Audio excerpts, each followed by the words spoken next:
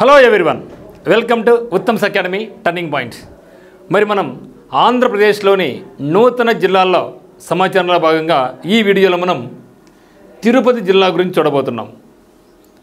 మనకు రాబోయే APPS exams అయినా, హైకోర్టు ఎగ్జామ్స్ అయినా, ఫారెస్ట్ అయినా, కానిస్టేబుల్స్ అయినా, ఎస్ఐ అయినా, పోటీ పరీక్ష ఏదైనా సరే ఇక్కడ మనం ఉత్తమ్స్ అకాడమీ నందు మనకు తిరుపతి జిల్లా అంటేనే కేవలం పైన కాకోకుండా డెప్త్గా ఇన్డెప్త్గా దానికి రిలేటెడ్ పదాలు ఏమున్నా కూడా, దానికి రిలేటెడ్ జీకే ఎక్కడ ఉన్నా కూడా అవన్నీ కూడా మీకు కూలంకుషంగా ఇక్కడ చెప్పడం జరుగుతూ ఉంది.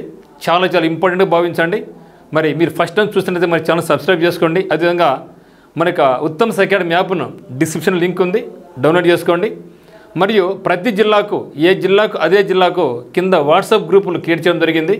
మరి మీరు ఏ జిల్లాకు చెందిన వల్ల అయితే పాత జిల్లాల ప్రకారం ఆ జిల్లాలో మీరు జాయిన్ అయితే రాబోయే హైకోర్టు ఎగ్జామినేషన్స్కి ముఖ్యంగా మీకు అన్ని రకాల ఇన్ఫర్మేషన్ అనేది మనకు వాట్సాప్ గ్రూపుల నుండి మీకు అందిస్తూ ఉంటాం. కాబట్టి ఖచ్చితంగా మన గ్రూపులో జాయిన్ కండి, మీ ఫ్రెండ్స్ని జాయిన్ చేయించండి, అందరికీ ఫార్వర్డ్ చేయండి, షేర్ చేయండి, విషయం చెప్పండి. మరి ఈ యొక్క వీడియోలో మనం కంప్లీట్గా తిరుపతి జిల్లా గురించి చూడబోతున్నాం. మరి నూతనంగా తిరుపతి జిల్లా ఏర్పడడంతో గతంలో మనకు రాయలసీమకు సముద్ర తీర ప్రాంతం ఉండేది కాదు. మరి యొక్క కొత్త జిల్లా ఎప్పుడైతే ఏర్పాటు కాబడిందో తిరుపతి జిల్లా నెల్లూరులోని కొంత భాగాన్ని తెచ్చి తిరుపతిలో యాడ్ చేయడం వల్ల రాయలసీమలో ఉన్నటువంటి 8 జిల్లాలలో ఏకైక సముద్ర తీరపు గల జిల్లా ఏది అంటే మన తిరుపతి జిల్లా. అదే మాదిరిగా ఆంధ్రప్రదేశ్లోని హైయెస్ట్ వాటర్ ఫాల్ కూడా ఇక్కడే ఉంది. ప్రపంచంలోనే అత్యధిక మందిని పిలిగ్రిమ్స్ అంటే భక్తులను ఆకర్షించే దేశం రెండవ ప్రదేశంగా మన యొక్క తిరుపతి ఈ యొక్క దేవస్థానం అయినటువంటి వెంకటేశ్వర స్వామి దేవాలయం నిలిచింది. దీంతో పాటుగా మనకు నేలపట్టు బోర్డు శాంక్షన్ అయితేనేమి, ముఖ్యంగా ఈ యొక్క తిరుపతి జిల్లాలో అనేకమైనటువంటి ముఖ్యమైన టెంపుల్ చాలా ఉన్నాయి. అందులో ప్రధానమైనటువంటిది తిరుమల తిరుపతి, అదే మాదిరిగా శ్రీకాళహస్తి. సో దాంతోపాటుగా 2 ప్రదేశాలకు 2 ఐటమ్స్కి మనకు జిఐ ట్యాగ్ భౌగోళికంగా అంటే జాగ్రఫికల్ ఐడెంటిఫికేషన్ మార్కులు రావడం జరిగింది. కలంకారీ శారీస్, అదే మాదిరిగా తిరుపతి లడ్డూకి జూ పార్క్ కూడా ఉంది. ఆంధ్రప్రదేశ్లో ముఖ్యం మెయిన్ 3 జూ పార్క్స్ ఉంటే అందులో అతిపెద్ద జూ పార్క్ కూడా మనకి తిరుపతిలోనే ఉంది. మరి ఇన్ని ప్రాముఖ్యత ఉన్నటువంటి మనకి తిరుపతి జిల్లా గురించి మనం ఇక్కడ చూడబోతున్నాం. చాలా ఇంపార్టెంట్. ఇక్కడ మరి తిరుపతి పట్టణం ఏ నది ఒడ్డున ఉంది, శ్రీకాళహస్తి ఏ నది ఒడ్డున ఉంది, ఇక్కడ ముఖ్యమైన రివర్స్ ఏం పోతూ ఉన్నాయి, కంప్లీట్ డీటెయిల్స్ ఇక్కడ చూడబోతున్నాం. రండి చూద్దాం. మరి చూస్తే ఇక్కడ ముఖ్యంగా తిరుపతి జిల్లాకు ఉన్న సరిహద్దులు ఏమంటే మనకు పొట్టి శ్రీరామ్ నెల్లూరు జిల్లా ఉంది, చిత్తూరు జిల్లా మరియు అన్నమయ్య జిల్లా. సో గతంలో చిత్తూరు జిల్లా నుంచి కొంత భాగాన్ని తిరుపతికి యాడ్ చేయడం జరిగింది. నెల్లూరులోని కొంత భాగాన్ని కూడా తిరుపతి జిల్లాకి యాడ్ చేయడం జరిగింది. కాబట్టి మనకు ఉన్నటువంటివి సరిహద్దుగా ఉన్న జిల్లాలు పొట్టి శ్రీరామ్ నెల్లూరు జిల్లా, చిత్తూరు జిల్లా మరియు అన్నమయ్య జిల్లాలు దీనికి సరిహద్దులుగా ఉన్నాయి. దాంతోపాటుగా ఒక రాష్ట్రంతో కూడా ఇది సరిహద్దును పంచుకుంటూ ఉంది. ఆ రాష్ట్రం పేరే తమిళనాడు. సో తమిళనాడు రాష్ట్రంతో కూడా ఇక తిరుపతి జిల్లా సరిహద్దును పంచుకుంటూ ఉంది. దీనికి ఉన్నటువంటి సముద్రం ఏదంటే బే ఆఫ్ బెంగాల్, బంగాళాఖాతం సరిహద్దుగా ఉంది. మరి దీని యొక్క ఇంపార్టెన్స్ ఏముంది తిరుపతి అంటే సముద్ర తీరం కలిగినటువంటి ఏకైక రాయలసీమ జిల్లా. సో మొత్తం 8 జిల్లాలు ఉంటే గతంలో మనకు రాయలసీమ అంటే 4 జిల్లాలు ఉండేది. అప్పుడు ఏ జిల్లాకు కూడా సముద్ర తీర ప్రాంతం ఉండేది కాదు. ఆ తర్వాత 2022లో ఈ యొక్క జిల్లాల పునర్వ్యవస్థీకరణలో భాగంగా రాయలసీమను మొత్తం 8 జిల్లాలుగా విభజించారు. ఆ 8 జిల్లాలలో కూడా తిరుపతి జిల్లాకు సముద్ర తీర ప్రాంతం ఉంది. దీని కూడా లేదు. నెల్లూరులో ఉన్న కొంత భాగాన్ని తెచ్చి ఈ యొక్క శ్రీహరికోటను, పుల్లికాటు సరస్సును తేవడం వల్ల మనకేముందంటే సముద్రం అనేది తిరుపతి జిల్లాకు రావడం జరిగింది. మనకి తిరుపతి అనేది శేషాచలం కొండలో శ్రేణి వరుసలో ఉంది, శేషాచలంలో ఉంది. ఫస్ట్ రైల్వే లైన్ కూడా ఎక్కడ వేసినారంటే మన ఆంధ్రప్రదేశ్లో ఈ యొక్క తిరుపతి దగ్గర వేయడం జరిగింది, తిరుపతి జిల్లాలో. So first railway line in Andhra Pradesh వచ్చేసి పుత్తూరు టు రేణిగుంట 1862లో ఏర్పాటు చేయడం జరిగింది. మరి అదే కోవలు మనం చూడాల్సిందేమంటే మన దేశంలో మొట్టమొదట రైలు మార్గం ఎక్కడ ఏర్పాటు చేశారంటే first railway line in India వచ్చేసి బాంబే నుంచి తానే వరకు. ఇప్పుడు ఇది 1853లోనే. సో మొత్తం 32 కిలోమీటర్ల లైన్తో ఏర్పాటు చేయడం జరిగింది. సో భారతదేశంలో మొట్టమొదటి రైల్వేని ఎక్కడి నుంచి ఏర్పాటు చేయడం జరిగిందంటే మహారాష్ట్రలోని బాంబే నుంచి తానే వరకు 32 కిలోమీటర్ల లైన్లో. మరి అదే కోవలో మనకి ఆంధ్రప్రదేశ్ రాష్ట్రంలో మొట్టమొదటి రైల్వేని ఎక్కడ ఏర్పాటు చేయడం జరిగిందంటే తిరుపతి జిల్లాలో ఉన్నటువంటి పుత్తూరు నుంచి రేణిగుంట వరకు. ఓకే, తర్వాత వరల్డ్ చూస్తే world first public railway line ఎక్కడ నుంచి చేసినామంటే స్టాక్టన్ నుంచి, స్టాక్హోమ్ కాదు, స్టాక్టన్ నుంచి డార్లింగ్టన్ వరకు ఇంగ్లాండ్ సెప్టెంబర్ 27, 1825లో ఏర్పాటు చేసింది. 1825లో. సో 1825లో ప్రపంచంలో మొట్టమొదటిసారి రైల్వేని ఏర్పాటు చేయబడితే మనకు 1853లో ఇండియాకి రావడం జరిగింది. 1853 ఇండియాకి వస్తే ఆ తర్వాత 9 ఇయర్స్కు మనకు ఆంధ్రప్రదేశ్ కూడా ఈ యొక్క రైల్వే లైన్ రావడం జరిగింది. ఇది మనకి చాలా ఇంపార్టెంట్. సో గతంలో అనేక మార్లు తిరుపతి, తిరుమల మనకు ఏ కొండల శ్రేణిలో ఉందంటే శేషాచలం. మరి ఇది కూడా మనకు బిట్టు అడగడం జరిగింది గత హైకోర్టు ఎగ్జామినేషన్లో. సముద్ర తీరం ఏకైక రాయలసీమ జిల్లా ఏదంటే తిరుపతి జిల్లా. మరియు ఆంధ్రప్రదేశ్లో మొట్టమొదటి రైల్వే ఎప్పుడు ఏర్పాటు చేయాలంటే పుత్తూరు నుంచి రేణిగుంట. మరి ఇదైతే చెన్నై అడగడం జరిగింది, బాంబే టు తానే. దాంతోపాటుగా ఎన్ని కిలోమీటర్ లైన్ ఏర్పాటు అడగడం జరిగింది, 32 కిలోమీటర్ లైన్ ఏర్పాటు చేయడం జరిగిందనమాట. మరి ప్రపంచంలోని మొట్టమొదటి రైల్వేలు ఎక్కడ ఏర్పాటు చేయడం జరిగిందంటే స్టాక్టన్ నుంచి. ఓకే, ఇంగ్లాండ్లోని స్టాక్టన్ నుంచి డార్లింగ్టన్లో ఈ యొక్క మొట్టమొదటి రైల్వే లైన్ 1825లోనే ఏర్పాటు చేయడం జరిగింది. సో మరి చూస్తే ముఖ్యమైనటువంటి సందర్శన స్థలాలు ఎక్కడున్నాయంటే మనకు తిరుపతి అంటే అందరూ గుర్తుకొచ్చే స్వామి మన వెంకటేశ్వర స్వామి. సో వెంకటేశ్వర స్వామి ఇక్కడ కొలువై ఉన్నారు. ఏ కొండలు ఇవి? శేషాచలం కొండలు. మరి శేషాచలం అడవులలో 7 కొండలపై తిరుమల శ్రీ వెంకటేశ్వర స్వామి దేవాలయం ఉంది. దీనికి ఇంపార్టెన్స్ ఎంత ఉందంటే శ్రీకృష్ణ దేవరాయలు రచించినటువంటి అముక్త మాల్యద. సో అముక్త మాల్యదను రాజుగారు దేవునికే అంకితం చేయడం జరిగింది. ఈ బిడ్డని ఛాన్స్లో అడగడం జరిగింది ఎగ్జామినేషన్స్లో. అముక్త మాల్యద అనే పుస్తకాన్ని రచించింది ఎవరంటే శ్రీకృష్ణ దేవరాయలు. మరి తన యొక్క పుస్తకాన్ని ఎవరికి అంకితం చేశారు అంటే శ్రీ వెంకటేశ్వర స్వామికి అంకితం చేయడం జరిగింది. జనరల్గా అప్పుడు ఏం చేసేవాళ్ళంటే రాజుల కాలంలో తన కొలువులో ఉన్నటువంటి ఇల్లు భుక్తులు ఎవరైతే రాస్తారో రాజుకు అంకితం ఇచ్చేవాళ్ళు. కొందరు రాజుకు అంకితం ఇవ్వకుండా ఏం చేశారు, దేవునికి అంకితం ఇచ్చేవాళ్ళు. అటువంటి వరుసలో ఈ యొక్క రాజు అయినటువంటి వెంకటేశ్వర దేవరాయలు, శ్రీకృష్ణ దేవరాయలు తన యొక్క బుక్ అముక్త మాల్యదను ఎవరికి అంకితం చేశారంటే వెంకటేశ్వర స్వామి గారికి అంకితం చేయడం జరిగింది. అదే మాదిరిగా తాళ్ళపాక అన్నమాచార్యులు సో స్వామి గారి మీద 32,000 కీర్తనలు రాశారు. ఈ అన్నీ కూడా వెంకటేశ్వర స్వామి గారికే ఈయన కూడా అంకితం చేయడం జరిగింది. సో ప్రపంచంలోనే ఆదాయ పరంగా రోమ్లోని వాటికన్ సిటీ తర్వాత 2వ స్థానంలో తిరుపతి ఉంది. అంటే మొట్టమొదటి ఇక్కడ Vatican city. So Vatican city అనేది ప్రపంచంలోనే అతి చిన్న దేశం ఏదంటే వాటికన్ సిటీ. మరి ఇక వాటికన్ సిటీ ఏ దేశంలో ఉంది, దీని చుట్టూ ఏముందంటే మనకు రోమ్, ఇటలీ ఉంది. మరి ఆదాయ పరంగా చూస్తే వాటికన్ సిటీ టాప్లో ఉంటే 2వది ఏదంటే మనకి తిరుపతి అయినందుకు మనందుకు గర్వించాలి.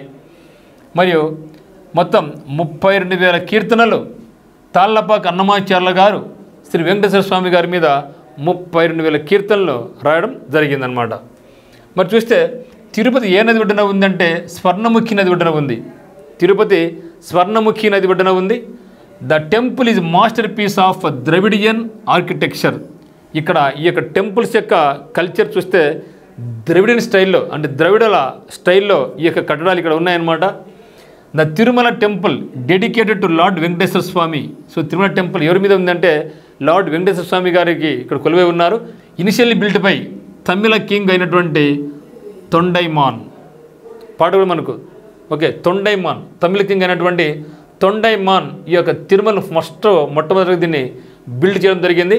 తర్వాత డెవలప్ చేసింది ఎవరంటే ఎక్స్పెండెడ్ బై ద పల్లవులు అయితేనేమి, చోళులు అయితేనేమి, పాండ్యాస్ అయితేనేమి, ఆ తర్వాత విజయనగర కింగ్లు వీళ్ళు 4. అంటే ఫస్ట్ దీన్ని బిల్డ్ స్టార్ట్ చేసి అయితే మాత్రం తొండైమాన్. ఆ తర్వాత దీన్ని ఇంకా బాగా ఈ స్థాయికి రావడానికి మెయిన్ కారకులు ఎవరంటే పల్లవులు, చోళులు, పాండ్యులు, విజయనగర. ఇలా చూస్తే మనకు పల్లవాసు, చోళాసు, పాండ్యాస్ ముఖ్యంగా వీళ్ళు తమిళ కల్చర్ కింగ్స్ అనమాట. అందుకని ఇప్పుడు కూడా మన తిరుమలకి వెళ్తే ఎక్కువ మంది తమిళ వాళ్ళు ఉంటారు. అక్కడ లిటరేచర్ కూడా మనకు తమిళంలో ఉంటుందన్నమాట. ఆ తర్వాత మన తెలుగు రాజు అయినటువంటి విజయనగర కింగ్డమ్స్ ఇల్లు కూడా ఇక్కడ దీన్ని బాగా డెవలప్ చేయడం జరిగింది. చూస్తే ఒకసారి మరి పల్లవుల యొక్క రాజధాని ఏదంటే కాంచీపురం. పల్లవులు పక్కనే ఉన్నారు, కాంచీపురం పక్కనే ఉంటుంది మిత్రమా. సో కాంచీపురం కంచి కాబట్టి మీరు బాగా గుర్తుపెట్టుకోండి, పల్లవులు పక్కనే ఉన్నారు అంటే తిరుపతికి పక్కన ఉండేది ఎవరు? పల్లవులు. కాబట్టి కాంచీపురం గుర్తుపెట్టుకోండి. సో పల్లవులు పక్కనే ఉన్నారు. సో తిరుమలకు పక్కన ఉండేది ఏంటి మనకు? కాంచీపురం. పల్లవుల యొక్క కింగ్డమ్ రాజధాని ఏదంటే కాంచీపురం. చోళులు తంజావూరు రాజధానిగా ఉన్నారు. పాండ్యాలస్ వచ్చేసి మధురై రాజధాని. మరి మన విజయనగర కింగ్డమ్ రాజధాని ఏదంటే Hampi. So Vijayanagara kingdom first Hampi ఉన్నింది, తర్వాత పెనుగొండ మార్చుకోవడం జరిగింది. ఆ తర్వాత మనకు ఎప్పుడైతే హంపి కోల్పోయిన స్థానం కోల్పోయినారో తర్వాత వాళ్ళు పెనుగొండ రావడం జరిగింది. పెనుగొండ నుంచి వాళ్ళు మళ్ళీ మనకు తిరుపతి దగ్గర రావడం జరిగింది. ఆ తర్వాత చివరిగా వెల్లూరు. ఇవన్నీ కూడా మనం డిస్కస్ చేసిన తర్వాత స్లోగా ఓకే. కాబట్టి మొట్టమొదటిగా ఇక్కడ మనకు వచ్చింది పల్లవాసు, చోళులు, పాండ్యులు. విజయనగర కింగ్డమ్ యొక్క క్యాపిటల్స్ పల్లవుల యొక్క రాజధాని కాంచీపురం, చోళుల యొక్క రాజధాని తంజావూరు, పాండ్యుల యొక్క రాజధాని మధురై, మరి విజయనగర యొక్క రాజధాని హంపి. ఇది మనకు చాలా ఇంపార్టెంట్. చూస్తే మరి శ్రీకాళహస్తి, ఇది శ్రీకాళహస్తీశ్వర శతకాన్ని కూడా రాయడం జరిగింది దూర్జటి గారు. మరి శ్రీకాళహస్తి కూడా మనకు స్వర్ణముఖి నది ఒడ్డున ఉంది. ఇక్కడ జే ట్యాగ్ పొందిన వస్తువు ఏదంటే మనకు కలంకారీ. సో కలంకారీ శారీస్ ఉన్నాయి ఇక్కడ, కలంకారీ శారీస్ ఉన్నాయన్నమాట. మరియు శ్రీకాళహస్తి కూడా స్వర్ణముఖి నది ఒడ్డున ఉంది. తిరుపతి ఉండేది కూడా స్వర్ణముఖి నది ఒడ్డున ఉంది. శ్రీకాళహస్తి కూడా మనకు స్వర్ణముఖి నది ఒడ్డున ఉంది. స్వర్ణముఖి గుర్తుపెట్టుకోండి, స్వర్ణముఖి. తిరుపతి నిజంగా చెప్పాలంటే మన ఆంధ్రప్రదేశ్ వాళ్ళకు ఒక బంగారం గని.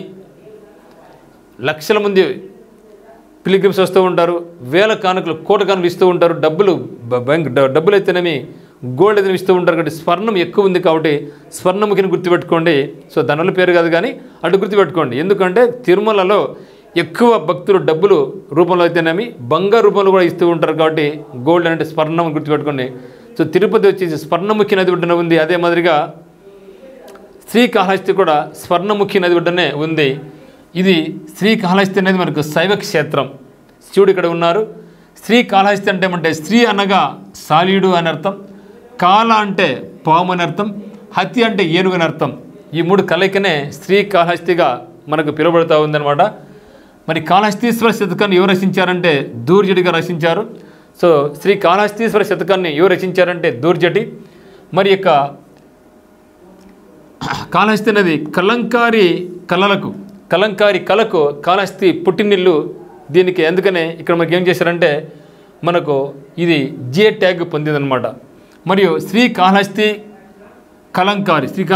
Kalamkari a hand painted textile art form from Andhra Pradesh was granted a GI tag in 2006 సంవత్సరంలో దీనికి జే ట్యాగ్ పొందడం జరిగిందనమాట. మరి జే ట్యాగ్ మనకి తిరుపతి జిల్లా నుంచి ఎన్ని పొందాయంటే 2 పొందాయి. ఒకటి వచ్చేసి శ్రీకాళహస్తి కలంకారీ శారీస్, ఇక్కడ మెయిన్ వచ్చేసి కలంకారీ అంటే హ్యాండ్ పెయింటెడ్ చాలా ఫేమస్. మరి తిరుపతి అంటే మనకు గుర్తుకొచ్చేది తిరుమల లడ్డు. ఎవరు సరే మనకు ఫ్రెండ్స్ కానీ బంధువులు కానీ తిరుమలకి వెళ్ళారంటే ఏరా తిరుమల లడ్డు అయినా మాకు ఉందా లేదా అంటూ ఉంటాం. అంత ఫేమస్ తిరుమల లడ్డు. సో తిరుమల లడ్డుకు కూడా జే ట్యాగ్ ఉంది. మరియు కాళహస్తి యొక్క Kalamkari saris hand painted text అనేవి, సో వీటికి కూడా జే ట్యాగ్ అనేది పొందింది. నెక్స్ట్ చూస్తే చంద్రగిరి కోట. సో ఇక చంద్రగిరి కోటను మన శ్రీకృష్ణ కింగ్డమ్ అనేది 3వ రాజధాని ఏర్పాటు చేయడం జరిగింది. యాక్చువల్గా అంటే ఫస్ట్ హంపి ఉంది, అక్కడ ఓడిపోయిన తర్వాత తమ యొక్క రాజధాని వాళ్ళు పెనుగొండకు మార్చడం జరిగింది. ఆ పెనుగొండ తర్వాత అక్కడ కూడా ఓడిపోవడంతో తిరిగి వాళ్ళు చంద్రగిరి కూడా రావడం జరిగింది. మరి చంద్రగిరి కూడా ఓడిపోయిన తర్వాత చివరగా వీళ్ళు వెల్లూరు వెళ్ళిపోవడం జరుగుతుంది. వెల్లూరు రాజధానిగా ఏర్పాటు చేయడం జరిగింది. ఆ యొక్క తర్వాత అంతటితో ఈ యొక్క విజయనగర కింగ్డమ్ యొక్క పతనం అయిందనమాట. కాబట్టి చంద్రగిరి కోట అనేది 11వ శతాబ్దంలో నిర్మించబడింది. విజయనగర సామ్రాజ్యం యొక్క రాజధానిలో చంద్రగిరి ఒకటి అనమాట.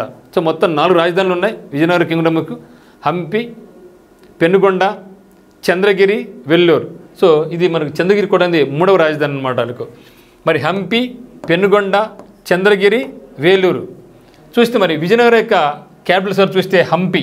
సో హంపి ఎప్పుడుందంటే 1336 నుంచి 1565 వరకు. ఇక మనకు కేవలం కేవలం తిరుపతి జిల్లానే కాకోకుండా దానికి రిలేటెడ్ అన్నీ కూడా చూస్తున్నాం. దీనివల్ల మాకు తిరుపతే కాకుండా దీని యొక్క ఇంపార్టెన్స్ అండ్ అరౌండ్ కూడా నేర్చుకుంటే ఖచ్చితంగా ఎగ్జామ్లో ఉపయోగపడే విధంగా ఉంటుందనే ఉద్దేశంతో ఉత్తమ్ అకాడమీ మీకు ఈ కోసం స్పెషల్గా డిజైన్ చేసి చాలా కష్టపడి ఇవన్నీ కూడా వెతికి మీకు ఈజీగా ఉన్న ఉద్దేశంతో ఇక్కడ చేయడం జరిగిందనమాట. మరి హంపి వచ్చేసి మనకి ఎంతవరకు ఉందంటే 1336 నుంచి 1565 వరకు హంపి రాజధానిగా ఏర్పాటు చేయడం జరిగింది. The original and most prominent capital located in Hampi, Karnataka. The UNESCO world heritage సైట్లో దీనికి గుర్తింపు ఉందన్నమాట. హంపి ఓకే. కాబట్టి యునెస్కో వరల్డ్ హెరిటేజ్ సైట్లో హంపి యొక్క అక్కడ ఉన్నటువంటి కట్టడాలు చాలా చాలా ప్రామినెంట్గా ఉంటాయన్నమాట. ఇది హంపి అనేది తుంగభద్ర నది ఒడ్డున ఉంది. హంపి తుంగభద్ర నది ఒడ్డున ఉంది. అది కర్నూలు కూడా తుంగభద్ర నది ఒడ్డున ఉందని మనం తెలుసుకున్నాం. మరి చూస్తే రెండవది రాజధాని పెన్నుకొండ. సో 1565 తర్వాత 1565 నుంచి 1592 వరకు వీళ్ళు పెన్నుకొండను బేస్ చేసుకొని తమ క్యాపిటల్ను ఏర్పాటు చేసుకోవడం జరిగింది. Became the capital after the fall of Vijayanagara Hampi in 1566. So 1566లో ఫాల్ అయిన తర్వాత తమకి రాజధానిలో పేరును మార్చుకోవడం జరిగింది. తర్వాత చంద్రగిరి వచ్చేసి 1592 నుంచి 1604 వరకు కేవలం 12 ఇయర్స్ మాత్రం ఇక్కడ served as the capital after Penukonda. Penukonda తర్వాత చంద్రగిరి కోటను బేస్ చేసుకొని తమ యొక్క రాజధానికి ఉంచుకోవడం జరిగింది. ఆ తర్వాత వెల్లూరు, తమిళనాడులోని వెల్లూరు, మన రాయి వెల్లూరు అంటాం. సో 1604 నుంచి 1646 వరకు దాదాపు 42 సంవత్సరాలు వీళ్ళు సో వెల్లూరును బేస్ చేసుకొని పరిపాలన చేయడం జరిగింది. The final capital of the Vijayanagara empire before it decline. So అక్కడికి తమ యొక్క రాజ్యం అనేది డిక్లైన్ స్టార్ట్ అయింది, పత్రం అనేది స్టార్ట్ కావడం జరిగింది అనమాట. So 4 dynasties of Vijayanagara empire. So మొత్తం మనకి ఎన్ని ఇక్కడ సో మొత్తం 4 క్యాపిటల్స్ ఉన్నాయి. హంపి, పెనుగొండ, చంద్రగిరి మరియు వెల్లూరు. అదే మాదిరిగా మనకి విజయనగర కింగ్డమ్స్లో మొత్తం 4 డైనస్టీస్ ఉన్నాయి. 4 డైనస్టీస్ ఉన్నాయి. అందులో ముఖ్యమైనటువంటిది విజయనగర కింగ్డమ్. విజయనగర శ్రీకృష్ణదేవరాయలు ఆయన తులు డైనస్టీ చెందినవాడు. తులు రాజవంశానికి తులు డైనస్టీ. చూస్తే అది ఏంటంటే సంగమ డైనస్టీ, ఫస్ట్ సంగమ ఉన్నది, Saluva dynasty, Tuluva dynasty and Aravidu. So ఇది మనకు చాలా ఇంపార్టెంట్. అంటే తులువ డైనస్టీలో విజయనగర సామ్రాజ్యం అనేది చాలా ప్రపంచాలన్నింటిలో కూడా ఒక వెలుగు వెలిగిందనమాట. అందరికీ కూడా తెలిసిపోయిందనమాట. దీంట్లో గొప్ప మహారాజే శ్రీకృష్ణదేవరాయలు. సో ఫస్ట్ డైనస్టీ ఏది మనకు సంగమ, తర్వాత Saluva, Tuluva and Aravidu. So Tuluva, so Srikrishnadevarayalu బాగా తులువ పనులు చేస్తాడని గుర్తుపెట్టుకో, చేయడు అనుకోండి. సో శ్రీకృష్ణదేవరాయలు అన్నీ కూడా తులువ పనులు చేస్తాడు కాబట్టి తులువ డైనస్టీ, తులువ పనులు చేసినాడు, అందరూ చాలా ఫేమస్ అయిపోయినాడు అని గుర్తుపెట్టుకో, మర్చిపోలేరుగా. సంగమ, సాలువ, తులువ, అరవీడు ఈ 4 యొక్క డైనస్టీస్ అనమాట, రాజవంశాలు విజయనగర కింగ్డంలో. మరి శ్రీకృష్ణదేవరాయల ఆస్థానంలోని మహామంత్రి తిమ్మరుసు. సో మహామంత్రి తిమ్మరుసు యొక్క జన్మస్థానం ఏదంటే మనకు చంద్రగిరి అనమాట. మరి చంద్రబాబు నాయుడు గారు అయితేనేమి, మరి చంద్రబాబు నాయుడు గారు చంద్రగిరి మండలంలోని నారావారిపల్లిలో కూడా జన్మించారు. ఇది మనకు ఇంపార్టెంట్ గుర్తుపెట్టుకోవాలా. మరి చంద్రబాబు నాయుడు గారు నియోజకవర్గం ఏది? చిత్తూరు జిల్లా కుప్పం. కానీ పుట్టింది ఎక్కడ? ఆయన చంద్రగిరి మండలంలోని నారావారిపల్లి అయినా జన్మించారు. నారావారిపల్లెలో అంటే ఇక్కడ కృష్ణదేవరాయలకు 4 క్యాపిటల్స్ ఉన్నాయి. వీళ్ళు 4 డైనస్టీస్. మరి శ్రీకృష్ణదేవరాయలు విజయనగర సామ్రాజ్యంలో 4 డైనస్టీస్ ఉంటే అందులో ఫేమస్ డైనస్టీ అంటే తులువ. ఈ తులువ డైనస్టీ చెందినవాడే శ్రీకృష్ణదేవరాయలని గుర్తుపెట్టుకోండి. నెక్స్ట్ చూస్తే శ్రీహరికోట. సో అత్యద్భుతమైనటువంటిది. ఇప్పుడు ప్రపంచంలోనే ఒక గొప్ప స్థాయి వచ్చింది. దీనికి కారణం ఏమంటే శ్రీహరికోట. సో మన దేశంలోనే రాకెట్ లాంచింగ్ స్టేషన్స్ 2 ఉంటే అందులో రెండవది శ్రీహరికోట. మరి ఎన్ని ఉన్నా కూడా ఎక్కువ ప్రయోగాలు జరిగేందుకు కూడా శ్రీహరికోటనే. ఇప్పుడు కొత్తగా 3ది కూడా ఏర్పాటు కాబోతా ఉంది తమిళనాడులో. సో ఫస్ట్ కేరళలో ఉంది, కేరళ తర్వాత మనకు శ్రీహరికోటలో ఉంది. ఇక మొత్తం మనకు 2 ఆల్రెడీగా ఉన్నాయి, 2 ప్లేసులు. 3వ ప్లేస్ కూడా నిర్మించబోతున్నారు. అంటే ప్యాడ్స్ అనమాట, రాకెట్ ప్యాడ్స్ 1, 2, 3 కట్టబోతున్నారు.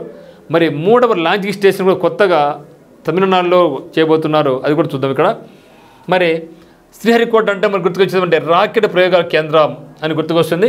మరి రాకెట్ ప్రయోగ కేంద్రాలు భారతదేశంలో ఎన్ని ఉన్నాయంటే మొత్తం 2 ఉన్నాయి. 3ది కూడా ఇప్పుడు తయారవుతూ ఉంది.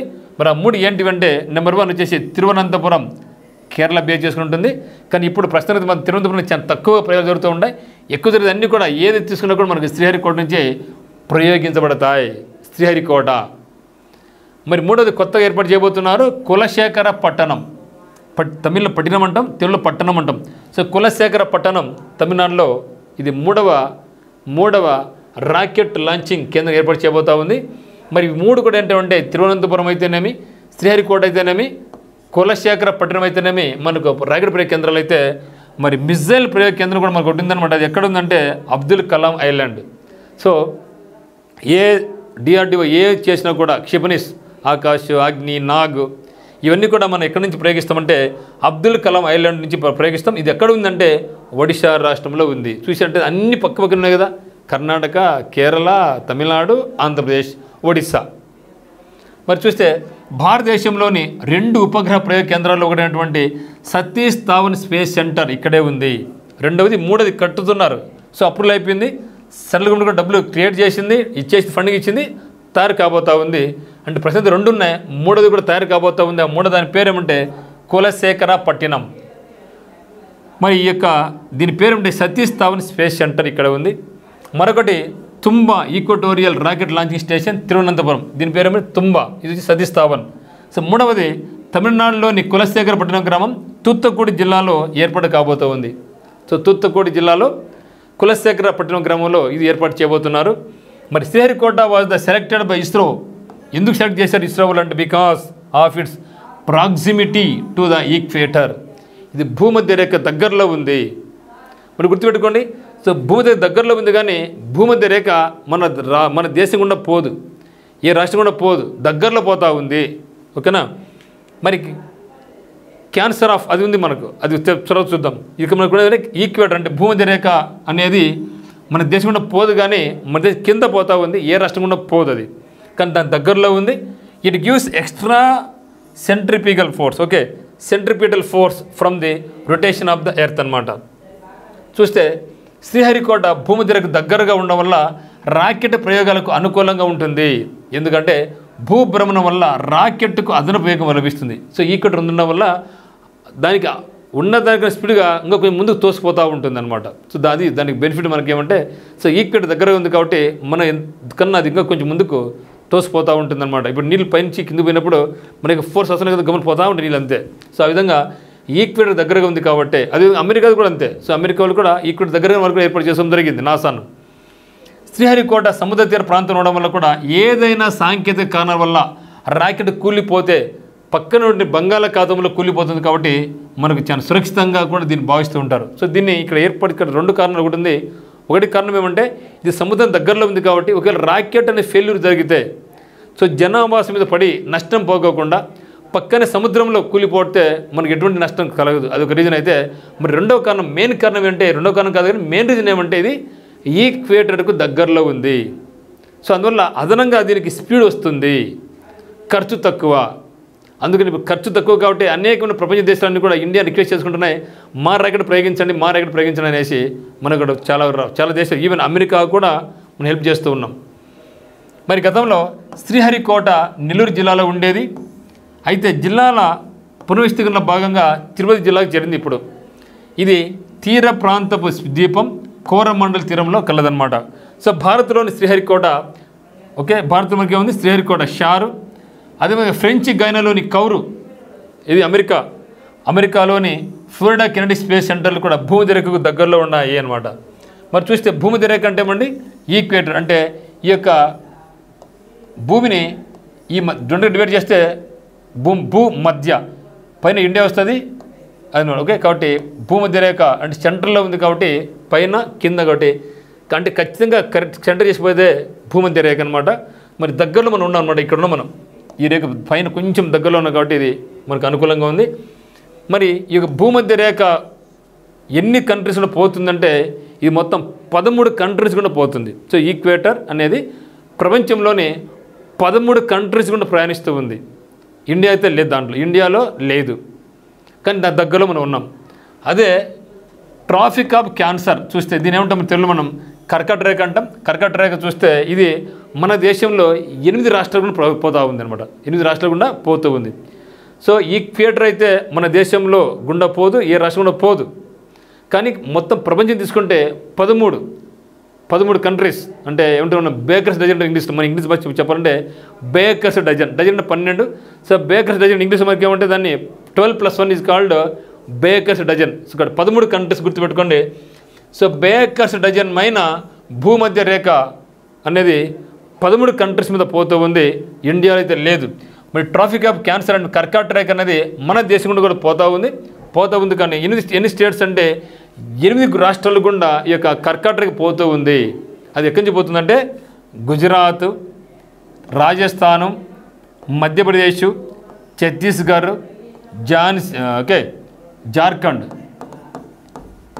జార్ఖండ్, వెస్ట్ బెంగాల్, త్రిపుర అండ్ మిజోరాం ఈ రాష్ట్రాల గుండా మనకు ట్రాఫిక్ ఆఫ్ క్యాన్సర్ పోతూ ఉంది. సో దీనికి సింపుల్ కోడ్లో ఎట్లా చెప్పాలో మన యొక్క ఉత్తమ్ సెకండ్ యాప్ నందు మీకు ఇక ట్రాఫిక్ ఆఫ్ క్యాన్సర్ ఎన్ని రాష్ట్రాల్లో పోతుంది దాని కోడ్ కూడా చెప్పడం జరిగింది. వీళ్ళు దాన్ని ఒకసారి చూడండి మీరు. ఓకే, మరి ఈ యొక్క ట్రాఫిక్ ఆఫ్ క్యాన్సర్ అంటే కర్కాటక రేఖ అనేది భారతదేశంలో మొత్తం 8 రాష్ట్రాల గుండా పోతూ ఉందన్నమాట. అందులో గుజరాత్, రాజస్థాన్, మధ్యప్రదేశ్, ఛత్తీస్గఢ్, జార్ఖండ్, వెస్ట్ బెంగాల్, త్రిపుర అండ్ మిజోరాం ఈ 8 రాష్ట్రాల గుండా కర్కాటక పోతూ ఉంటే మరి భూమధ్య రేఖ అనేది మన దేశంలో ఏ రాష్ట్రం గుండా పోదు, అట్లా మన దేశం నుంచి పోదు అసలు ఇది. కానీ ప్రపంచవ్యాప్తంగా చూసుకుంటే బేకర్స్ డజన్ అంటే 13 కంట్రీస్ గుండా పోతుంది. కానీ ట్రాఫిక్ ఆఫ్ క్యాన్సర్ అనేది 8 రాష్ట్రాల గుండా మనకు పోతుందన్నమాట. ఇది చాలా ఇంపార్టెంట్ గుర్తుపెట్టుకోండి. చూస్తే ఇంకా పుల్లికాట్ సరస్సు చాలా ఇంపార్టెంట్. పుల్లికాట్ లేక్ అంటాం. సో పుల్లికాట్ సరస్సు అనేది తిరుపతి జిల్లా మరియు తమిళనాడులోని తిరుపత్తూర్ అది కూడా తిరునే కదా, చాలా గుర్తు తిరువల్లూర్. ఓకే, సో రెండు కూడా తిరు మీరు ఎట్లా గుర్తుపెట్టుకోండి. పుల్లికాట్ అంటే ఏమంటే ఇక్కడ మనకు శేషాచలం అడవులు ఉన్నాయి కాబట్టి పులులు బాగా తిరుగుతూ ఉంటాయి అని గుర్తుపెట్టుకోండి. పులులు బాగా తిరుగుతూ ఉంటాయి కాబట్టి ఈ యొక్క పుల్లికాట్ సరస్సు అనేది ఏపీలోని తిరుపతి జిల్లా, తమిళనాడులోని తిరువల్లూరు జిల్లాలో వ్యాపించి ఉంది అని గుర్తుపెట్టుకోండి. చాలా ఇంపార్టెంట్ మిత్రమా. So Pulicat lake bird sanctuary కూడా మనకు ఉందన్నమాట. చూస్తే ఇక్కడ మరి మన దేశంలో మరి బాగా పేరునేది చిలికా సరస్సు ఉంది. అది ఎక్కడ ఉందంటే ఒడిశా, మన రాష్ట్రం పైన ఉంది, ఏపీకి పైన ఉండే ఒడిశా, అక్కడ ఉండేది మనకు చిలికా ఉంది. మరియు పుల్లీలు తిరిగేది పుల్లికాట్ సరస్సు కాబట్టి ఆంధ్రప్రదేశ్లోని తిరుపతి జిల్లా, తమిళనాడులోని తిరువల్లూరు జిల్లాలో ఇది వ్యాపించి ఉంది. మరి కొల్లేరు సరస్సు కూడా చూద్దాం, ఇది కూడా చాలా ఇంపార్టెంటే. సో కొల్లేరు సరస్సు అయినా పుల్లికాట్ సరస్సు రెండు కూడా ఆంధ్రప్రదేశ్లో ఉన్నాయి. పుల్లికాట్ అనేది పుల్లికాటే పులులన్నీ కూడా తిరువల్లూరు తిరుగుతున్నాయి బాగా. కానీ కొల్లేరు అనేది ఆంధ్రప్రదేశ్లోని ఏలూరు జిల్లాలో ఉందన్నమాట. సో చిలికా సరస్సు తర్వాత భారతదేశంలో 2వ అతిపెద్ద ఉప్పునీటి సరస్సు ఇదే. ఓకే, చిలిక ఎక్కడ మనకు ఒడిశాలో ఉంది. ఆ తర్వాత 2వ అతిపెద్ద ఉప్పునీటి సరస్సు ఏదంటే పుల్లికాట్ సరస్సు అనమాట. ఇది తమిళనాడు మరి ఆంధ్రప్రదేశ్లోని 2 రాష్ట్రాల్లో విస్తరించి ఉంది. ఎక్కువ భాగం ఈ సరస్సు తిరుపతి జిల్లాలోనే ఉందన్నమాట. నెక్స్ట్ చూస్తే Pulicat lake is a Ramsar site. So Ramsar సైట్లో పుల్లికాట్ గుర్తించబడింది. ఎందుకంటే రామ్సర్ సైట్లు అంటే ఏమంటే ప్రపంచంలోని చిత్తడి నేలను గుర్తించే ఒక సంస్థ, అంతర్జాతీయ సంస్థ అనమాట ఇది. రామ్సర్ అనేది ఇరాన్లోని ఒక ప్రదేశం. అక్కడ ప్రపంచ నేతలందరూ కూడా సమావేశమై మరి ఏదైనా కాపాడుకోవాలి మడ అడవులను అని కూర్చొని చర్చించుకోవడం జరిగింది. అందువల్ల అప్పటి నుంచి దాన్ని రామ్సర్ సైట్ అంటే ఇవన్నీ గుర్తించబడతాయి అన్నమాట. కానీ పుల్లికాట్ సరస్సును కూడా రామ్సర్ సైట్లో ఒక ప్రదేశంగా గుర్తించబడింది అనమాట. అండ్ ఇంటర్నేషనల్లీ రికగ్నైజ్డ్ వెట్లాండ్ చిత్తడి నేలలు and a home to a rich biodiversity including a variety of bird species making it an important bird sanctuary అనమాట. సో ఇది పుల్లికాట్ లేక్ అనేది bird sanctuary as well as Ramsar site గుర్తుపెట్టుకోండి. ఇది Ramsar site మరియు ఇది bird sanctuary కూడా ఉంది. ఈ యొక్క పుల్లికాట్ సరస్సు ఆంధ్రప్రదేశ్ మరియు తమిళనాడు 2 రాష్ట్రాల్లో కూడా విస్తరించి ఉంది. కానీ ఎక్కువ భాగం తిరుపతి జిల్లాలోనే ఉందన్నమాట. 3 major rivers which feed the lagoon are the Arani river అంటే ఈ యొక్క పుల్లికాట్ సరస్సుకు మెయిన్ 3 రివర్స్ ప్రధాన కారణం అది ఏర్పాటు కావడానికి. అందులో ఆర్ని రివర్ ఒకటి అటు సదర్న్ టిప్లో ఉంది, the Kalangi river from north west and the Swarnamukhi river. Swarnamukhi అని చెప్పినాం. ఈ యొక్క స్వర్ణముఖి రివర్ అనేది తిరుపతికి నది ఒడ్డున ఉంది. మరి శ్రీకాళహస్తి నది ఒడ్డున చెప్పడం జరిగింది కదా. మరి ఈ యొక్క పులికాట్ లేక్ ఏర్పడే కారణం ఏమంటే మూడు రివర్స్ ఉన్నాయి. ఆ రివర్స్ అంటే స్వర్ణముఖి రివర్ ఒకటి, కాలంగి రివర్ ఒకటి, ఆరణి రివర్, కాలంగి రివర్ మరియు స్వర్ణముఖి రివర్. ఈ 3 రివర్లలో ఇక పులికాట్ లేక్ ఏర్పాటుకు కారణం ఉన్నాయన్నమాట. మరి ఈ సరస్సు 1976లో 1976లో పక్షుల అభయారణ్యంగా అంటే బర్డ్ శాంక్చురీగా ప్రకటించడం జరిగిందనమాట. దక్షిణ భారతదేశంలోని కోరమండల తీరం వెంట ప్రయాణించే నావికా యోగ్యమైన ఉప్పునీటి కాలువ. ఈ కాలువ ఆంధ్రప్రదేశ్లోని కృష్ణా జిల్లా నుండి తమిళనాడులోని విల్లుపురం జిల్లా వరకు విస్తరించి ఉంది. పులికాట్ సరస్సు గుండా బకింగ్హామ్ క్యానల్ కూడా పోతుంది. సో బకింగ్హామ్ ఇది చాలా ఇంపార్టెంట్ మిత్రమా. సో బకింగ్హామ్ కాలువ అంటాం, బకింగ్హామ్ కెనాల్ అంటాం. ఇది బ్రిటిష్ హయాంలో ఇది మనకు నావిగేషన్ ట్రావెలింగ్గా ఉండేదన్నమాట. సో నావిగేషన్ జర్నీకి మనకు ఉండేదన్నమాట. ఇప్పుడు అయితే లేదు, ఎందుకంటే ఎక్కువ ఖర్చు కూడుకున్నది కాబట్టి ఇప్పుడు అది లేదు. ఇప్పుడు ట్రాన్స్పోర్ట్ బాగా పెరిగింది. సో ఫ్లైట్స్ ఉన్నాయి, ట్రైన్స్ ఉన్నాయి. లేని కాలంలో ఈ యొక్క బకింగ్హామ్ కెనాల్ ద్వారా చాలా ప్రయాణాలు జరిగేది అనమాట. మరి ఇక బకింగ్హామ్ కెనాల్ అనేది పులికాట్ సరస్సు కూడా పోతుంది. ఎక్కడి నుంచి పోతుంది? ఇది ఆంధ్రప్రదేశ్ కృష్ణా జిల్లా మొదలుకొని తమిళనాడులోని విల్లుపురం వరకు కూడా ఈ యొక్క బకింగ్హామ్ కెనాల్ ఉపయోగించుకొని ప్రయాణించేవాళ్ళు ఆ రోజుల్లో. చూస్తే ఫ్లెమింగో ఫెస్టివల్ చాలా ఇంపార్టెంట్, ఎక్సలెంట్ బిట్ అనమాట ఇది. సో ఫ్లెమింగో ఫెస్టివల్ను ఏ రాష్ట్రం జరుపుకుంటారు అని బిట్ అడుగుతారనమాట. సో ఫ్లెమింగో ఫెస్టివల్ అనే దాన్ని ఆంధ్రప్రదేశ్ రాష్ట్రం జరుపుకుంటారు. అది కూడా ఎక్కడ అంటే తిరుపతి జిల్లాలో జరుపుకుంటారు. తిరుపతి జిల్లాలో. మరి ఎందుకంటే ఇక్కడ ముఖ్యంగా పులికాట్ లేక్ మరి సుళ్ళూరుపేట మండలంలో ఈ యొక్క ఫ్లెమింగో ఫెస్టివల్ను ప్రతి సంవత్సరం జరుపుకుంటాం. ఈసారి కూడా ఫ్లెమింగో ఫెస్టివల్ 2025 కూడా మనం జరుపుకోవడం జరిగిందనమాట. సో ఫ్లెమింగో ఫెస్టివల్ ఒకవేళ ఎస్ఎస్సి పరంగా కానీ రైల్వే పరంగా కానీ ఫ్లెమింగో ఫెస్టివల్ ఏ రాష్ట్రం జరుపుకుంటారంటే ఆంధ్రప్రదేశ్. మరి ఆంధ్రప్రదేశ్ ఏ జిల్లాలో జరుపుకుంటారంటే తిరుపతి జిల్లాలో జరుపుకుంటారు. అది కూడా సుళ్ళూరుపేట మండలంలో జరుపుకోవడం జరుగుతుంది. మరి తిరుపతి జిల్లాలోని సుళ్ళూరుపేట నియోజకవర్గంలో నిర్వహించబడుతుంది ఇది. సో 2025లో కూడా ఫ్లెమింగో ఫెస్టివల్ను జనవరి 18 నుంచి 20 తేదీ వరకు నిర్వహించబడింది. సో పులికాట్ సరస్సు మరి నేలపట్టు బర్డ్ శాంక్చురీ కూడా ఉన్నాయి. ఓకే, నేలపట్టు బర్డ్ శాంక్చురీ ఉంది, పులికాట్ బర్డ్ శాంక్చురీ, పులికాట్ సరస్సు అనమాట. మరి ప్రపంచంలోని వివిధ ప్రాంతాల నుండి వలస పక్షులు సంతానోత్పత్తి కోసం శీతాకాలం ఈ ప్రదేశం సందర్శిస్తారు. ఓకే, ప్రపంచంలోని అనేక దేశాల నుంచి ఇక్కడ అనేక పక్షులు వలస పక్షులు వచ్చి ఇక్కడ వచ్చి గుడ్లు పెట్టుకొని సంతానం డెవలప్ చేసుకొని మళ్ళీ వెళ్ళిపోతూ ఉంటాయి. ఫ్లెమింగో ఫెస్టివల్ను పులికాట్ సరస్సు మరియు నేలపట్టు అభయారణ్యం పరిసరాల్లో జీవ వైవిధ్యం, సంస్కృతి మరియు సమాజం యొక్క వేడుకలుగా జరుపుకోవడం జరుగుతుందన్నమాట. పర్యాటకాన్ని ప్రోత్సహించడం ఈ యొక్క ఫ్లెమింగో ఫెస్టివల్కి మెయిన్ ఇంపార్టెన్స్ ఏమంటే ముఖ్యంగా ఇక్కడ ఈ ప్రదేశం ఆకర్షించాలి, అవగాహన కల్పించాలి, అంతరించిపోయే జంతువులు మనం కాపాడుకోవాలి, ఈ పక్షులు ఎటువంటి హాని చేయకూడదు అని అవగాహన కొరకు ఈ యొక్క ఫ్లెమింగో ఫెస్టివల్ ఏర్పాటు చేయడం జరుగుతుందన్నమాట. సో మెయిన్ వచ్చేసి ఇక టూరిజాన్ని డెవలప్ చేసుకోవడం, సో టూరిజాన్ని మనం ఇంపోర్ట్ చేసుకోవడం, సో పర్యాటకాన్ని ప్రోత్సహించడం మరియు పర్యావరణ అవగాహన కోసం ఈ యొక్క ఫెస్టివల్ను నిర్వహిస్తారనమాట. సో నెక్స్ట్ వచ్చేసి మనకు నేలపట్టు పక్షుల అభయారణ్యం. మరి నేలపట్టు పక్షుల అభయారణ్యం అనేది కూడా ఎక్కడ ఉందంటే తిరుపతి జిల్లాలో ఉంది. తిరుపతి జిల్లా చాలా important.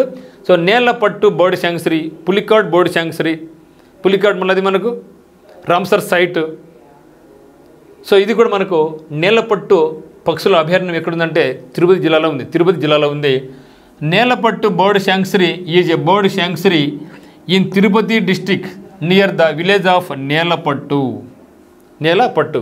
It has an area of 458.9 hectares. It is an important breeding site for spot-billed pelicans.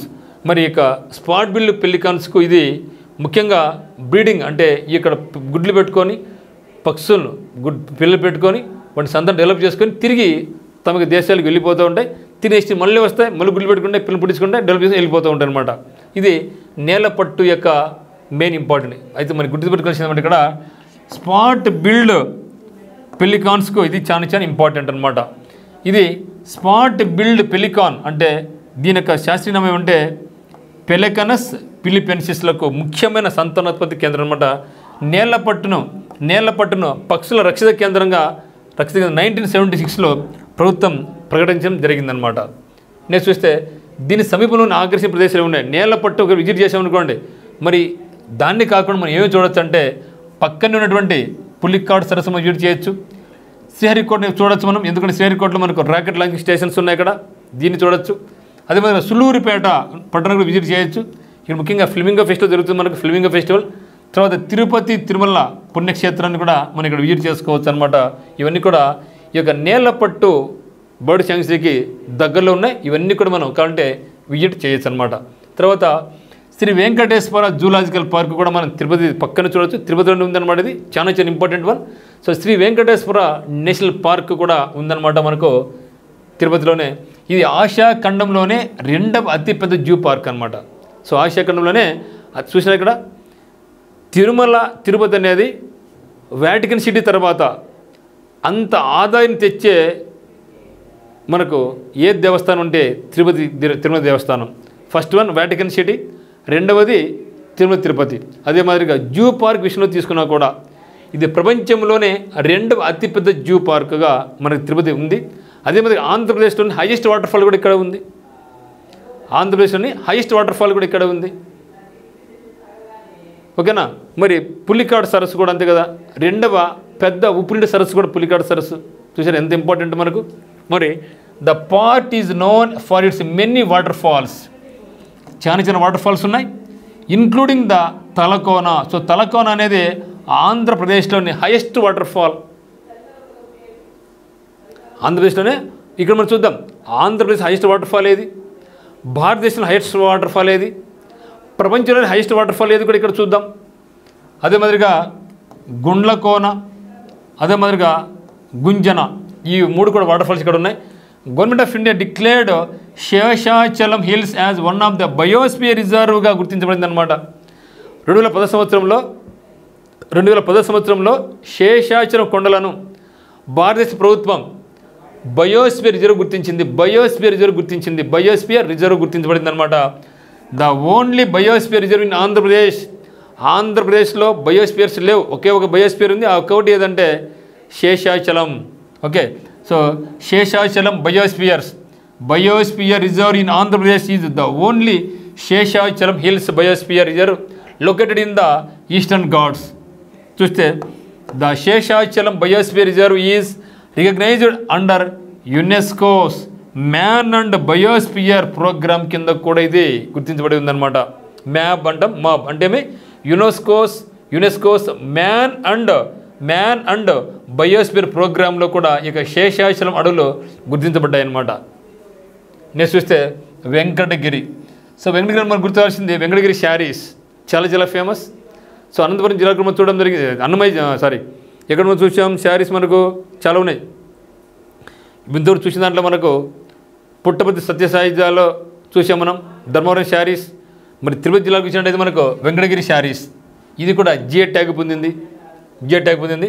So Venkatagiri is famous for handlooms and its weavers having adapted in the fine Jamdani weaving techniques అన్నమాట.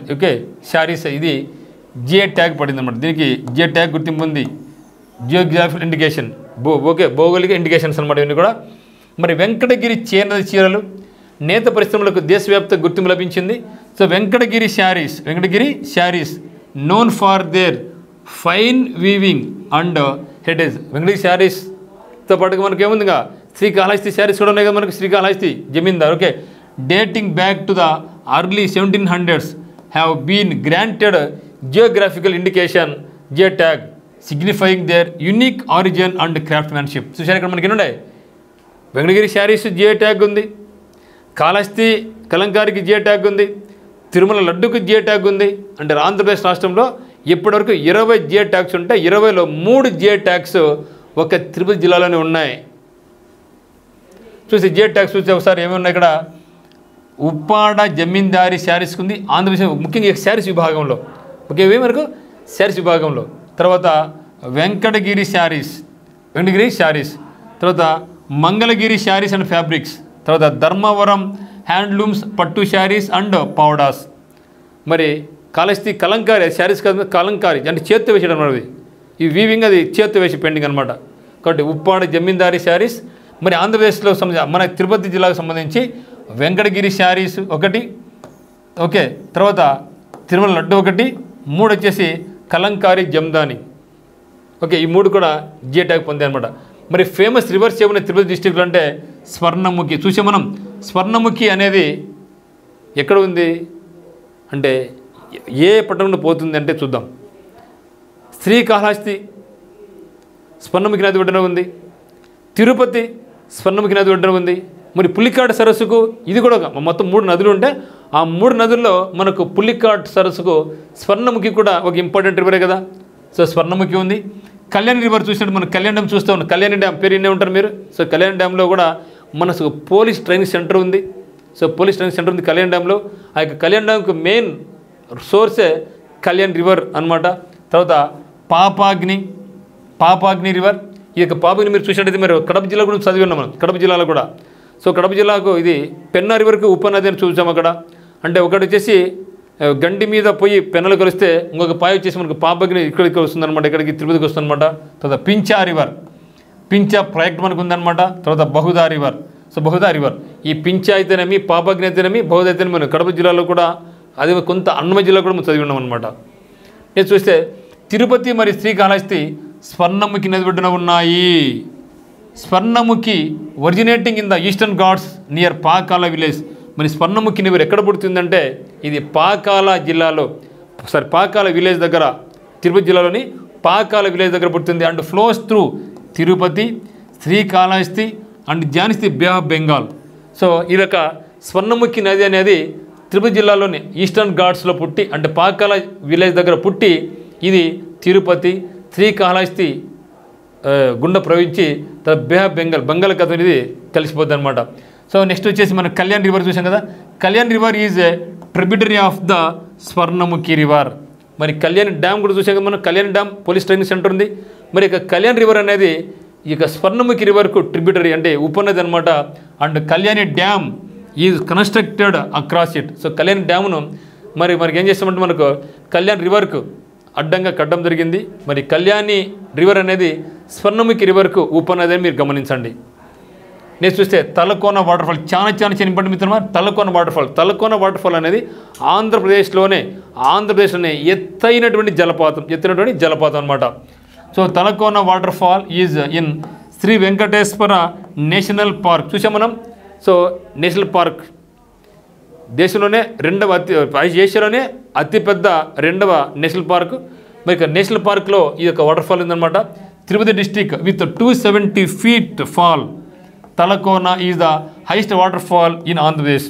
So ఆంధ్రప్రదేశ్లోనే మనకు తలకోన అనేది highest waterfall. ఇది ఎక్కడుందంటే Shri Venkateswara national పార్క్లో భాగంలో ఉందన్నమాట. ఇది నేను చూస్తే the temple Siddheswara Swami temple ఉంది ఇక్కడ. సిద్ధేశ్వర స్వామి టెంపుల్ ఎక్కడుంది? తలకోనలో ఉంది. సో కంపల్సరీ విజిట్ చేసిన ప్రదేశం ఇది. So the temple Siddheswara Swami temple which is located close to the waterfall. ఇక సిద్ధేశ్వర స్వామి టెంపుల్ ఎక్కడ ఉందంటే మనకు వాటర్ఫాల్ దగ్గరలో మనకు ఉందన్నమాట. మరి చూస్తే ఒక్కసారి హైయెస్ట్ వాటర్ఫాల్స్ చూస్తే ప్రపంచవ్యాప్తంగా చూస్తే ఏంజిల్ ఫాల్స్. సో ప్రపంచంలోనే ఎత్తైన జలపాతం ఏదంటే ఏంజిల్ ఫాల్స్. ఎక్కడుంది అంటే వెనిజులా కంట్రీలో ఉంది. ఇది యొక్క హైట్ ఎంత ఉందంటే 3212 feet ఉందన్నమాట. 3212 feet ఎత్తు నుంచి వాటర్ పడుతుంది. ఇక్కడ ప్రపంచంలోనే అత్యంత ఎత్తైన జలపాతం ఏదంటే ఏంజిల్. దేవత గుర్తుపెట్టి దేవత గొప్ప పెద్దోర్ర దేవుడు అంటారా. ఇక్కడ దేవత ఇక్కడ ఏంజిల్ జలపాతం గుర్తుపెట్టుకొని మర్చిపోకూడదు. సో ప్రపంచంలో ఎత్తైన జలపాతం దేవుడు ఎక్కడ పైన దేవుడు ఏంజిల్ జలపాతం. సో 3212 feet ఎత్తు నుంచి మనకు వాటర్ పడుతుంది. మరి ఇండియాలో చూస్తే మనకు కుంచికల్ ఫాల్స్. ఇండియాలో కుంచికల్ ఫాల్స్, అది కూడా సౌత్ ఇండియా, అది కూడా మనకు బెంగళూరు. అంటే ఎక్కడ మనకి ఏ రాష్ట్రం అంటే మనకు కర్ణాటక. ఓకే, ఎక్కడది? కుంచికల్ కే గుర్తుకుంది. కుంచికల్ ఫాల్స్ ఎక్కడుంది? కర్ణాటక. కుంచికల్ ఎక్కడుంది? కర్ణాటక. డిస్టిక్ ఏదంటే ఇది షిమోగా డిస్టిక్. మరి దీని యొక్క ఎత్తు ఎంత అంటే 1490. దాన్ని డబుల్ ఉంది చూడు. ఇక్కడ డబుల్ కన్నా ఎక్కువగా డబుల్ 1000 అనుకోండి, దాదాపు 1490 అంటే 1500 అనుకోండి. ఎంత? 3000. ఇంకా ఇది దాదాపుగా 219 ఎక్కువ. అంటే వరల్డ్లోనే అతి పెద్దది ఏంజిల్ ఫాల్స్. మన దేశంలో అతి పెద్దది ఏదంటే మనకు కర్ణాటక రాష్ట్రంలోని షిమోగా జిల్లాలో ఉన్నటువంటి కుంచికల్ అంటే దాంట్లో సగం ఉంది అంటే అది గుర్తుపెట్టుకోండి 1493 ఫీట్. మరి ఆంధ్రప్రదేశ్లో అతిపెద్దది ఏదంటే తలకోన వాటర్ ఫాల్స్ ఎంత ఉందయ్యా అంటే కేవలం 269 మాత్రం. చూడండి ఎక్కడ యాడ 1493, యాడ 3213, యాడ 269 ఇది. అంటే ఆంధ్రప్రదేశ్లో హైయెస్ట్ వాటర్ ఫాల్ ఏది అంటే మనకు Talakona water falls. So Kunchikal is the highest water fall India, Shimoga district, Karnataka. మరి second biggest water fall in Asia అనమాట ఇది. ఏది కుంచికల్ అనేది. సో ఏషియాలోనే సెకండ్ బిగ్గెస్ట్ వాటర్ ఫాల్ ఏది అంటే మనకు కుంచికల్ వాటర్ ఫాల్స్ అనమాట.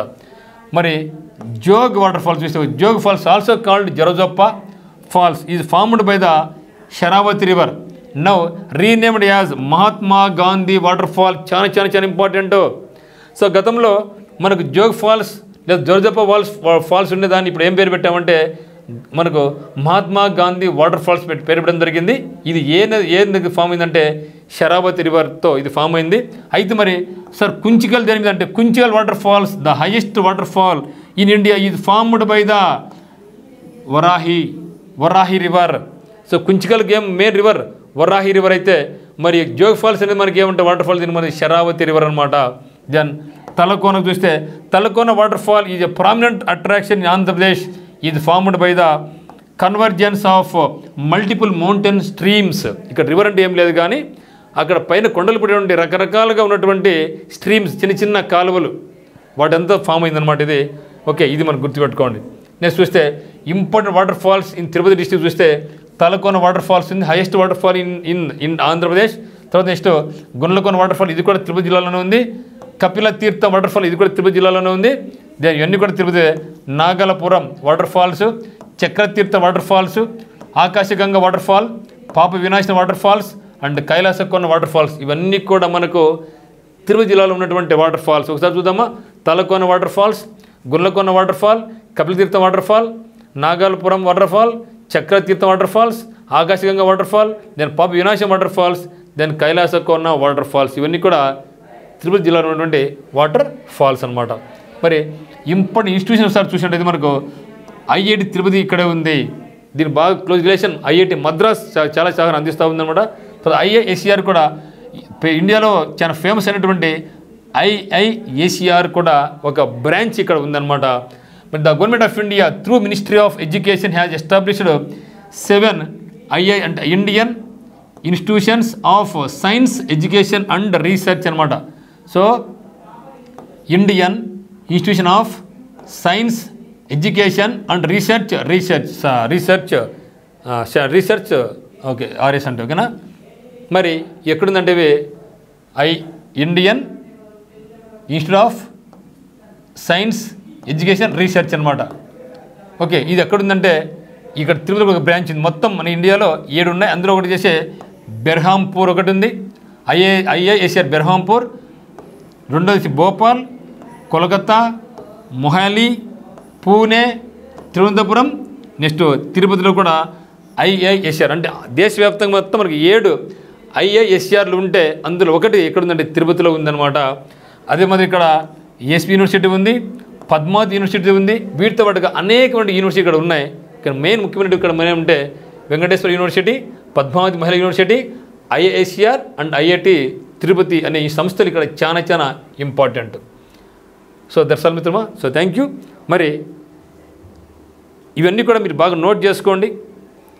ఇవన్నీ కూడా మీకు మన ఉత్తమ్స్ అకాడమీ నుంచి జీకే బుక్లో భాగంగా త్వరలోనే మీ ముందుకు బుక్ అనేది రాబోతూ ఉంది.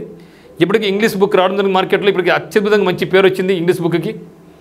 మరి మన యొక్క కోర్స్ కావాల్సిన వాళ్ళు మీరు ఏపీ హైకోర్టు ప్రిపేర్ అవుతున్నట్టయితే ఈ యొక్క కోర్స్ కావాల్సిన వాళ్ళు మీకు డిస్క్రిప్షన్లో Uttam's academy, okay. So Uttam's academy app link ఉందన్నమాట. మీకు ఉత్తమ్స్ అకాడమీ యాప్ లింక్ని మీరు డౌన్లోడ్ చేసుకొని రిజిస్టర్ అయ్యి మనకి కోర్స్ పర్చేజ్ చేసుకోవచ్చు. ఇది ముఖ్యంగా మీకు ఏపీజీసీకి చాలా ఇంపార్టెంట్ ఉపయోగపడుతుంది అనమాట. మరి ఈ యొక్క కోర్స్ మీద ఏమైనా డౌట్స్ ఉన్న వాళ్ళు 8688080802 కాల్ చేయండి. మరి కోర్స్ కలిసిన మాత్రం డిస్క్రిప్షన్ ఉన్నటువంటి ఉత్తమ్స్ అకాడమీ డౌన్లోడ్ చేసుకుని మీరు మనకి బుక్ను రిజిస్టర్ చేసుకోవచ్చు. లేకుంటే మీరు బుక్ కావాల్సి ఉంటే మాత్రం ఈ నెంబర్కి కాల్ చేయండి. కోర్సులను మీరు డైరెక్ట్గా పర్చేజ్ చేసుకోవచ్చు. అదే మాదిరిగా మీరు ఒకవేళ ఆఫ్లైన్ అయినా ఆన్లైన్ అయినా కావాల్సితే మాత్రం ఆన్లైన్ అయితే మాత్రం ఉత్తమ్స్ అకాడమీ, ఆఫ్లైన్ అయితే టర్నింగ్ పాయింట్ కోచింగ్ సెంటర్ కడపకి మీరు రావచ్చు. ఇక్కడ హాస్టల్ ఫెసిలిటీ మీకు ఉందన్నమాట. సో అత్యద్భుతంగా మీకు చాలా మంచి వాతావరణంలో అప్డేట్ బుక్స్తో మీకు ఇక్కడ ట్రైనింగ్ అనేది ఇవ్వడం జరుగుతుందన్నమాట. సో మీకు ఏ డౌట్స్ ఉన్నా కూడా మనకి నెంబర్ అయితే కాల్ చేయండి. సో అదేవిధంగా మీరు ఏ కోర్టుకి ప్రిపేర్ అవుతున్నట్లయినా కూడా కింద డిస్క్రిప్షన్లో మనకు ప్రతి జిల్లాకు సంబంధించినటువంటి వాట్సాప్ లింక్ ఉందన్నమాట. ఆ వాట్సాప్ లింక్ని క్లిక్ చేసి మీరు మన యొక్క వాట్సాప్ గ్రూప్లో మీరు జాయిన్ అయిపోవచ్చు. So thank you.